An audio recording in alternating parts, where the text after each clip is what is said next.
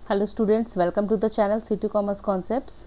And आज हम लोग पढ़ेंगे एनपीओ का सेकंड पार्ट, ठीक है, जो कि है income and expenditure account. Okay, in last video we have already completed the first statement, that is receipt and payment account. हमने उसमें उसके मीनिंग पढ़ा और उसमें कौन सी चीज़ें, कौन से ट्रांजैक्शंस को रिकॉर्ड किया जाता है वो भी हमने उसमें पढ़ा। तो आज हम ये देखेंगे इनकम एंड एक्सपेंडिचर अकाउंट को कैसे उसमें ट्रांजैक्शंस रिकॉर्ड किए जाते हैं, और जो भी आज सब्सक्रिप्शंस जो होते हैं उसको भी हम थोड़ा पढ़ेंगे। Okay, so now let's start. Okay, तो पहले ये देखते हैं इनकम एंड एक्सपेंडिचर अकाउंट।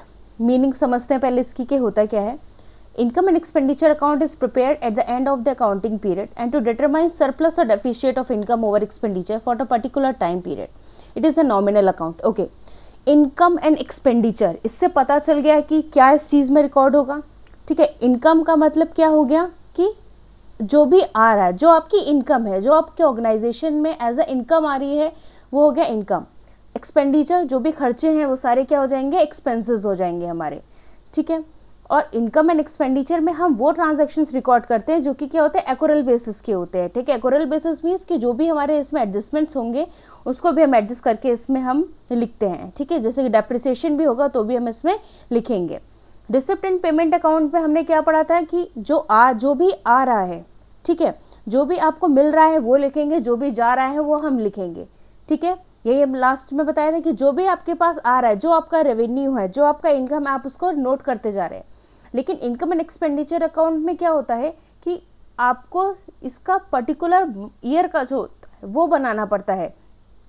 ठीक है, पर्टिकुलर ईयर में जो भी आपका होगा, ठीक है, जैसे आपके इस ईयर से रिलेटेड जो भी ट्रांजैक्शंस होंगे वो सारे क्या होंगे, वो इसमें नोट होंगे। ठीक है, लेकिन जो आपके लास्ट ईयर के होंगे, ठीक है, या अपकमिंग ईयर के होंगे, उसको हम नोट नहीं करते हैं इसमें। तो इनकम एंड एक्सपेंडिचर में जो भी हमारे करंट ईयर से रिलेटेड होगा वो हम सारी चीज़ें नोट करते हैं। रिसिप्ट एंड पेमेंट में हम क्या कर रहे थे, हम ये चीज़ नहीं देख रहे थे कि वो चीज़ पहले की थी, वो करंट की थी, वो आने वाले की थी। ठीक है, वो हम सारी चीज़ों को नोट नहीं कर रहे थे।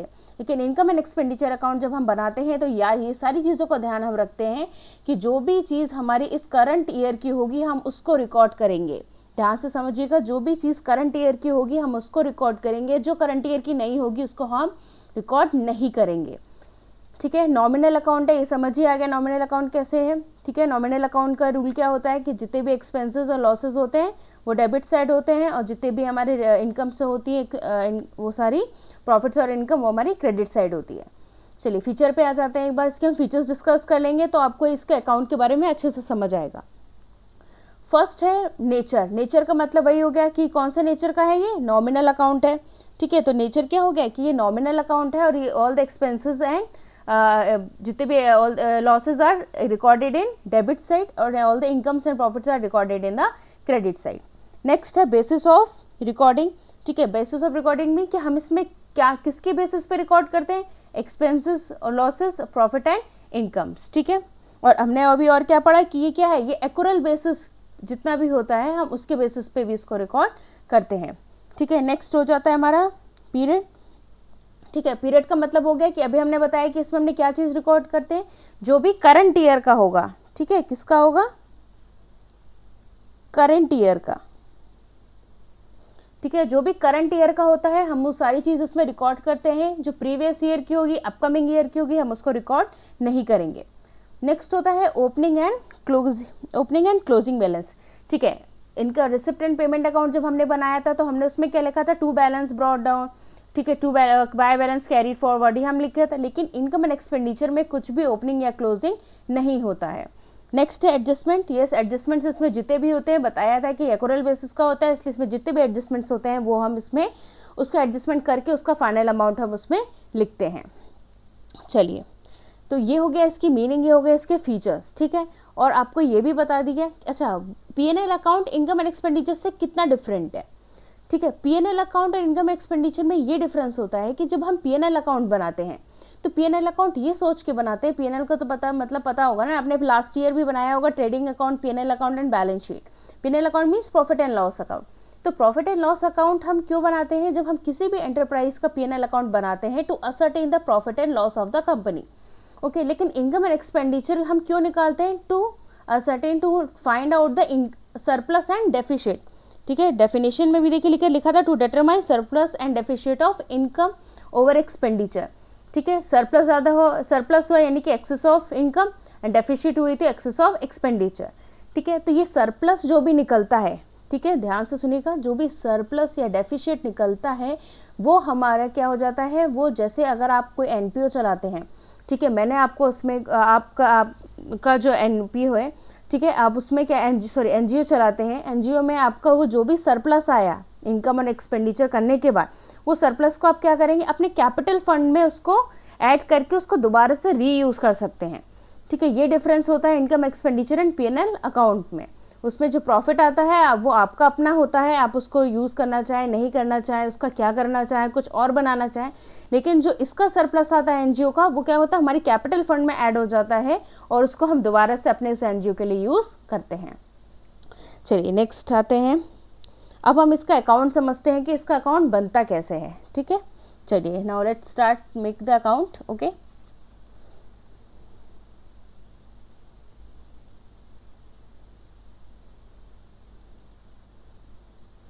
ओके, ठीक है, ये होती है आपकी डेबिट साइड और ये हो गया आपका क्रेडिट साइड, ठीक है।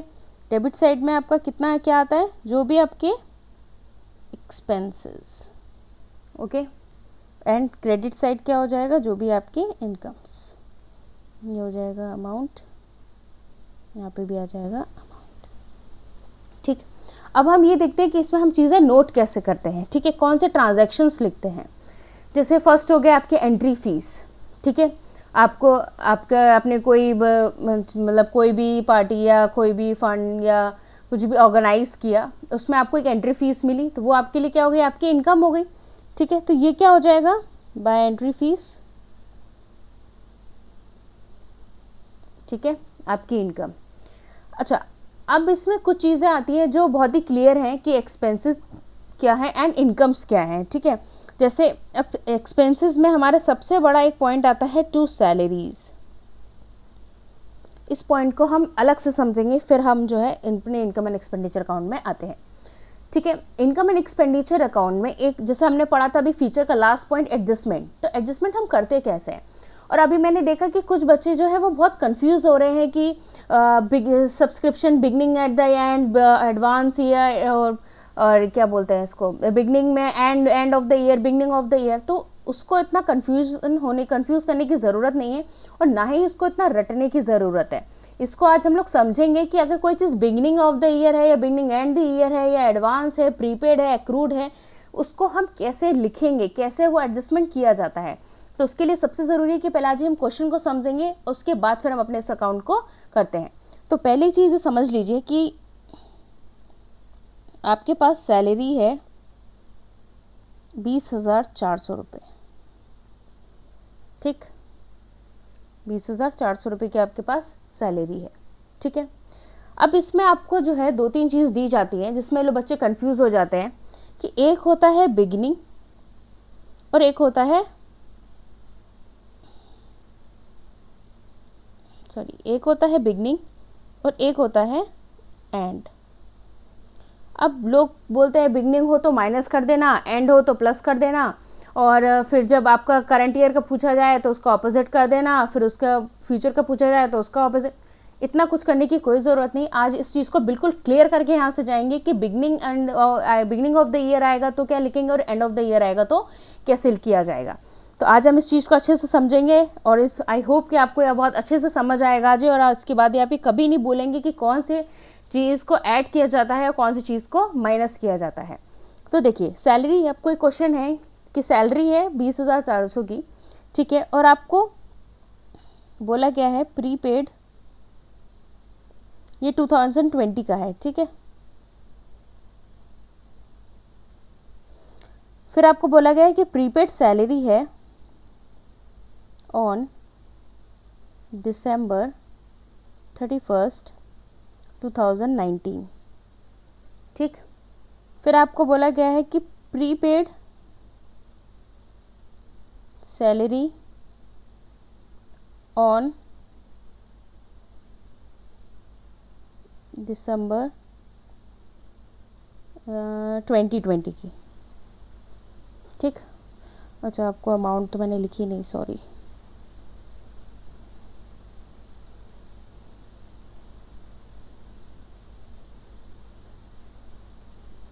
ओके, इसको सैलरी है आपकी 2024, ये हो गया 2020 का। ठीक है, अब हम ऐसा बना लेते हैं, ये 19 का है, ठीक है, और ये हो गया 20 का।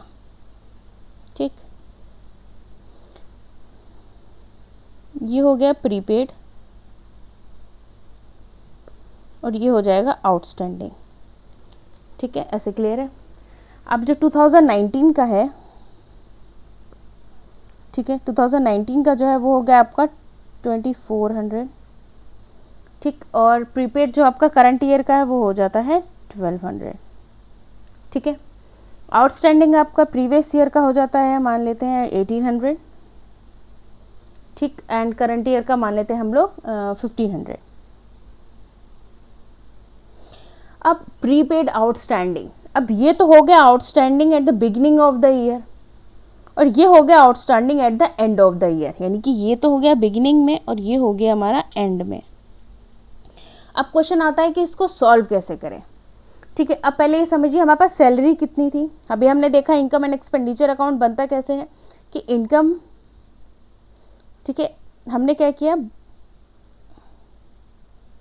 सॉरी, टू सैलरी लिखा।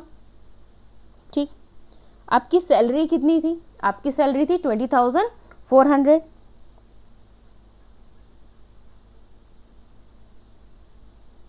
ठीक, अब इसमें ये जो हो गया ये तो हमारा ये एडजस्टमेंट है, ये जो दोनों चीज़ दी है हमारी एडजस्टमेंट है। अब हम इसको नोट कैसे करेंगे।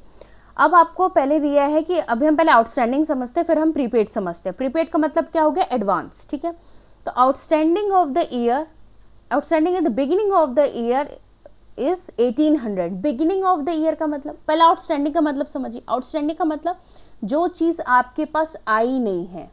ठीक है, जो चीज़ आपके पास आई नहीं है तो उस चीज़ को आप कैसे रिकॉर्ड करोगे। ठीक है, तो outstanding at the beginning of the year का मतलब क्या हो गया कि अभी क्या है, वो जो सैलरी है वो आपके पास अभी आई नहीं है, तो वो जो आउटस्टैंडिंग है वो कितना हो गया, 1800 हो गया। ठीक है, तो हम क्या करेंगे अब। अच्छा, इनकम एक्सपेंडिचर में हमने क्या पढ़ा कि जो भी हमारा करंट ईयर का है हम उसको रिकॉर्ड करते हैं। ये आउटस्टैंडिंग कौन सी ईयर की है, 19 की है, जो हमारे पास आई नहीं है। तो जो इस साल की है ही नहीं उसको हम रिकॉर्ड नहीं करेंगे, क्योंकि ये क्या है, बिगिनिंग ऑफ द ईयर है। तो इसलिए हम इसको क्या करेंगे, इसको हम माइनस करेंगे। ठीक, तो इसको माइनस करेंगे तो कितना आएगा, 00।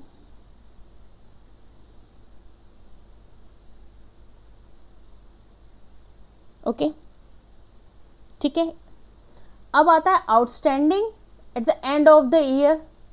ठीक है, यानी कि एंड ऑफ द ईयर का मतलब क्या हो गया, आपका ईयर क्या चल रहा है, 20 to 21 चल रहा है।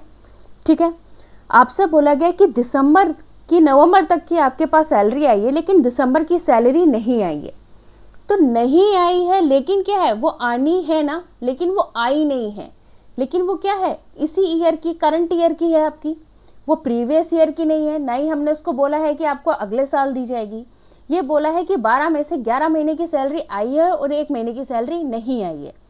तो जब नहीं आई है लेकिन क्या है, वो आनी है, तो टोटल कितनी आनी है। ठीक है, तो टोटल कितनी आनी है, तो यानी कि ये क्या हो गया, हम इसे 1500 क्या करेंगे, इसको ऐड करेंगे। क्योंकि आपको क्या बताना है कि भाई इतनी सैलरी तो आनी है, यानी कि 1500 सैलरी जो है, 1500 की जो सैलरी है वो नहीं आई है इस महीने। तो आपको जब आप इस साल का अपना अकाउंट बनाओगे तो आप ये भी दिखाओगे ना कि अभी कितनी आनी है। तो जो चीज़ आपके अकाउंट में बढ़ेगी तो उसको हम क्या करेंगे, उसको हम ऐड करेंगे, क्योंकि 1500 अभी आपके अकाउंट में आना बाकी है। तो ये outstanding at the end of the year क्यों होगा प्लस, ये क्लियर हुआ। तो ये कितना हो गया,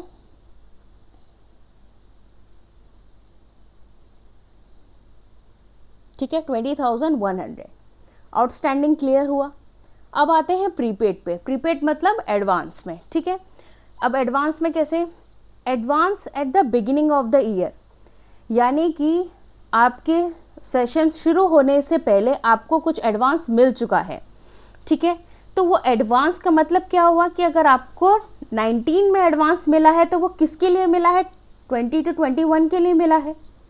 तो जब आपके पास एडवांस पहले से आ गया तो जब आप 20 से 21 का अकाउंट बना रहे हैं तो उसमें क्या करेंगे, उसमें ऐड होगा। ठीक है, आपको क्या बोला है, इनकम एक्सपेंडिचर अकाउंट सिर्फ करंट ईयर अकाउंट को ही बनाता है और मानता है। तो जब आपको एडवांस, जैसे मान लीजिए आप क्लास 12th में जा रहे हैं, ठीक है, क्लास 12th में जाएंगे आपने 11th में क्या किया, 12th में जाने से पहले मार्च में आपका अप्रैल में सेशन स्टार्ट होता है, तो आपने मार्च में ही क्या किया, अपनी फीस एडवांस में पे कर दी। तो वो पे आपने किसके लिए करी, 12th क्लास के लिए करी। कौन से ईयर के लिए करी कि 20 मार्च से लेके 21 मार्च तक के लिए करी। तो यही मतलब हो गया कि अगर ऐड, तो आपका क्या हुआ, वो उस चीज़ में ऐड हो गया। आप जब अकाउंट बनाएंगे तो क्या होगा, वो उस चीज़ को उसमें अपने उस पर्टिकुलर अकाउंट में ऐड करेगा। तो इसलिए जो एडवांस है वो बिगनिंग ऑफ द ईयर वो क्या हो जाएगा, वो ऐड हो जाएगा, क्योंकि हम सिर्फ करंट बेसिस के पे ही अपने इनकम एक्सपेंडिचर अकाउंट को बनाते हैं। तो हम इसमें क्या करेंगे,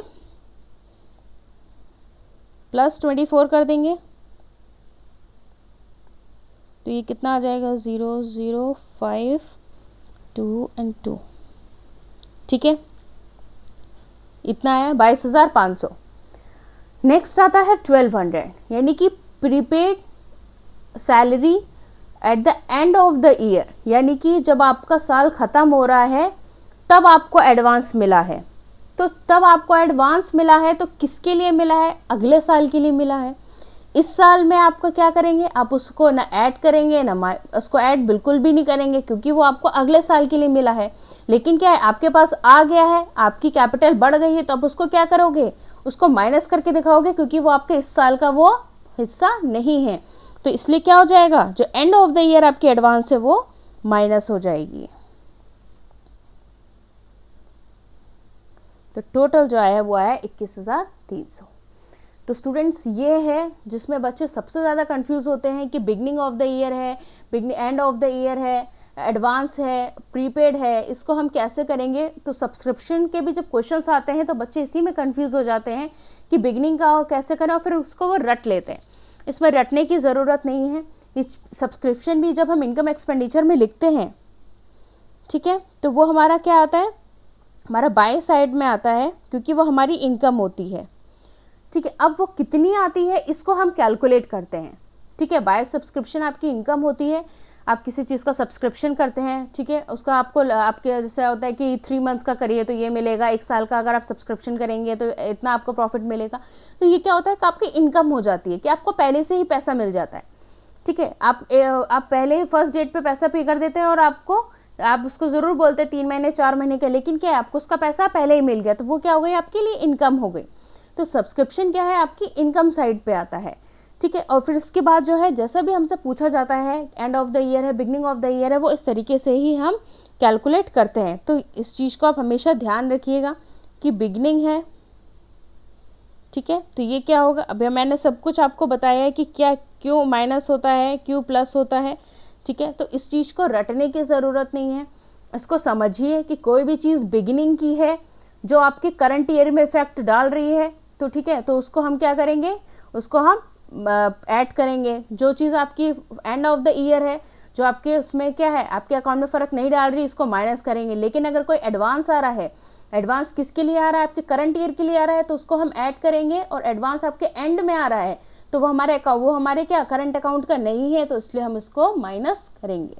ठीक है, आई होप कि आपको पॉइंट बहुत क्लियर हो गया होगा आज। चलिए, ठीक है, तो ये हो गया हमारा। अब हम लोग आ जाते हैं अपने इनकम एंड एक्सपेंडिचर अकाउंट में, जिसमें हमने सैलरीज पढ़ लिया अभी कि हम सैलरीज को कैसे उसको एडजस्ट करके लिखते हैं। तो उसी तरीके से जैसे हमने ये सारी चीज़ अभी ये पूरी लिखी है ना, सॉरी,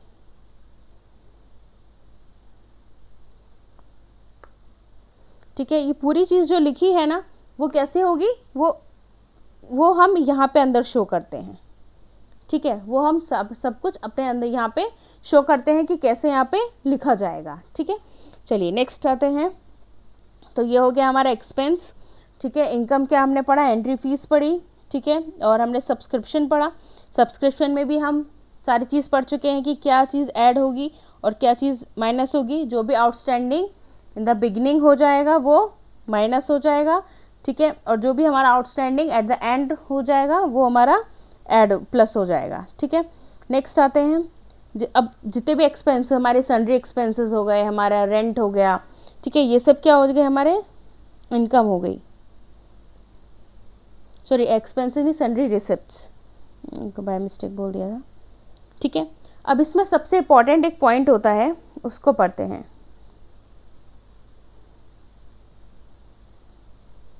ओके, सबसे इम्पॉर्टेंट पॉइंट है ये हमारा सरप्लस और डेफिशिट, ठीक है। अभी हमने मीनिंग में भी पढ़ा था सरप्लस और डेफिशिट होता क्या है, तो बाय तो डेफिशिट होता है एंड टू क्या होता है हमारा सरप्लस होता है, ठीक है। सरप्लस का मतलब क्या हो गया, excess of income over expenditure, जब हमारी क्या होती है एक्सेस ऑफ इनकम होती है, ठीक है।